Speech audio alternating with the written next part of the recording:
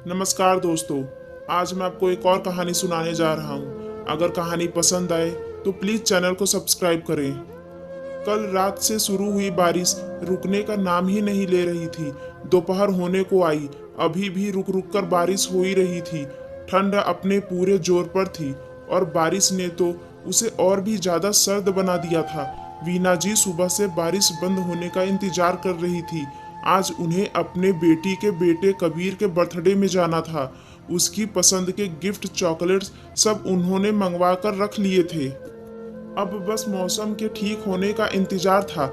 वीना जी को तसल्ली थी कि उनकी दोनों बेटियां रवीना और सबीना ज़्यादा दूर नहीं रहती थी, इसलिए हर तीज त्योहार, जन्मदिन या किसी के शादी ब्याह जैसे मौक़ों पर मिलना जुलना होता रहता था। आज भी सबीना उनके साथ ही जाने वाली थी।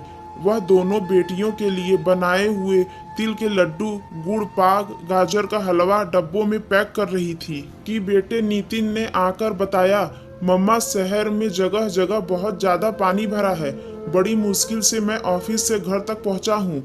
दीदी का नया घर तो वैसे भी बहुत ज़्यादा दूर है, अक्सर जाम लगा रहता है।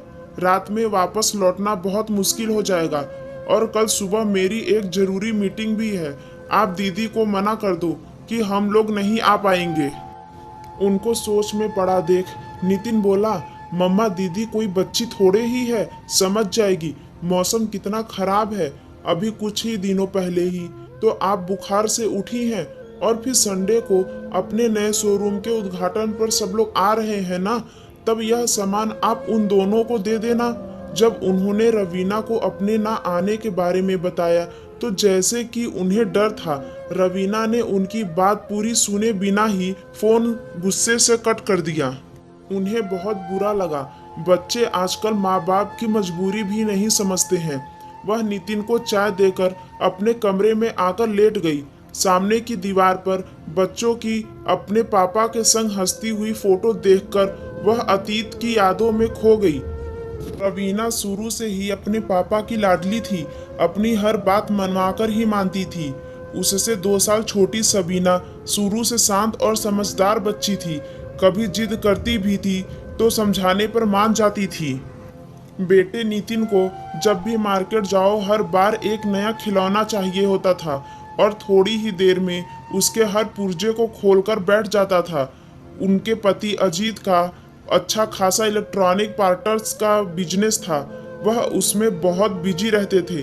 घर और बच्चों की सारी जिम्मेदारियां वीना जी ने खुद अपने ऊपर ले रखी थी। ऊपर वाले की दया से पैसे की कोई कमी नहीं थी। हंसता खेलता खुशहाल परिवार था।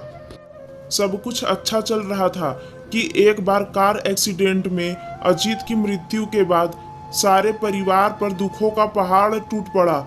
अचानक हुए इस हादसे के बाद रवीना एकदम गुमसुम सी हो गई थी। वह इस सच को स्वीकार नहीं कर पा रही थी कि उसके पापा अब इस दुनिया में नहीं हैं। अजीत के जाने के बाद उसकी भी दुनिया उजड़ गई थी, पर वह अपने बच्चों को टूटते हुए नहीं देखना चाहती थी। इसलिए अपने दुखों को अपने सीने में दफन कर हिम्मत से काम लेते हुए उन्होंने धीरे धीरे बिजनेस को सीखना शुरू किया। बहुत मुश्किलें उठाई, पर बच्चों की परवरिश में कोई कमी नहीं आने दी। अपने सुख की परवाह न कर बच्चों की हर ख्वाहिश पूरी की और उन्हें कभी अपने पापा की कमी महसूस नहीं होने दी। अब लगता है कि शायद हर जिद पूरी होने की वजह से रवीना थोड़ी जिद्दी हो गई है। पढ़ाई पूरी करने के बाद दोनों बेटियों की अच्छे घर में शादी हो गई। दोनों अपने परिवार में अपने बच्चों के साथ खुश है। बेटे नितिन ने पढ़ाई करने के बाद बिजनेस को संभालना शुरू कर दिया है, तो वह अब थोड़ा निश्चित हो गई है। बस अब एक अच्छी लड़की मिल जाए तो नितिन का भी घर बस जाए।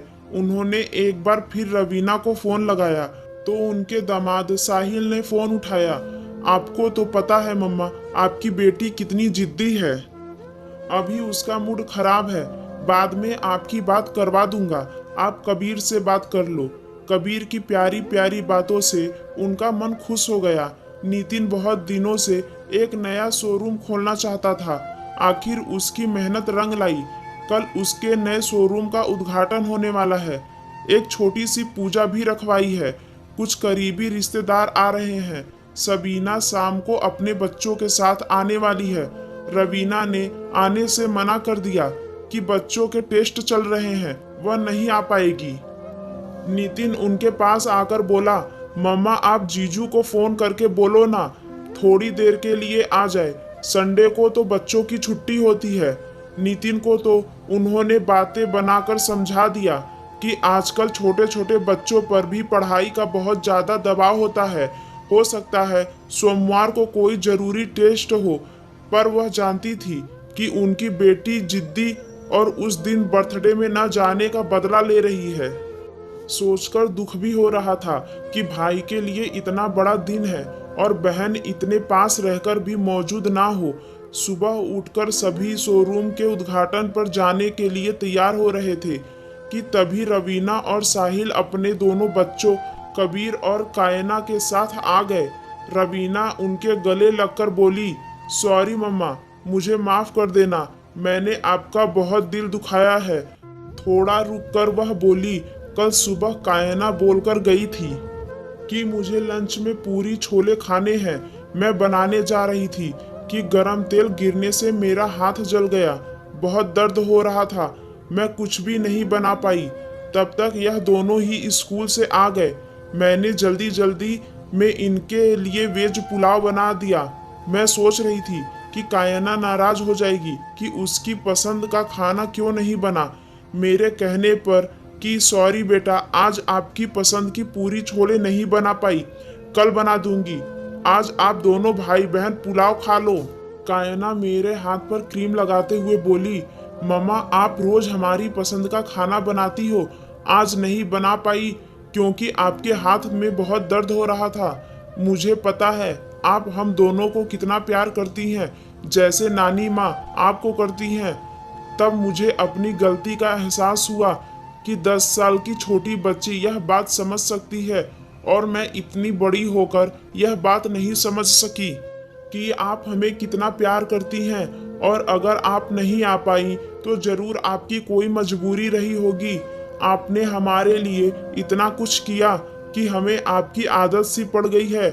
हमने कभी यह नहीं सोचा कि आपकी अपनी भी जिंदगी है जिसे अपने मुताबिक जीने का आपको भी हक है। अब बस करो, क्या मुझे रुलाकर ही मानोगी? जल्दी से गाड़ी में बैठो, उद्घाटन का टाइम हो रहा है। हम क्या मेहमानों के बाद पहुंचेंगे? वीना जी ने अपनी दोनों बेटियों को गले लगाते हुए कहा। दोस्तों, आपको मेरी कहानी कैसी लगी? कृपया कमेंट करके जरूर बताएं। आपकी राय मेरे लिए बहुत मायने रखती है। मेरे चैनल को सब्सक्राइब करें। Thank you.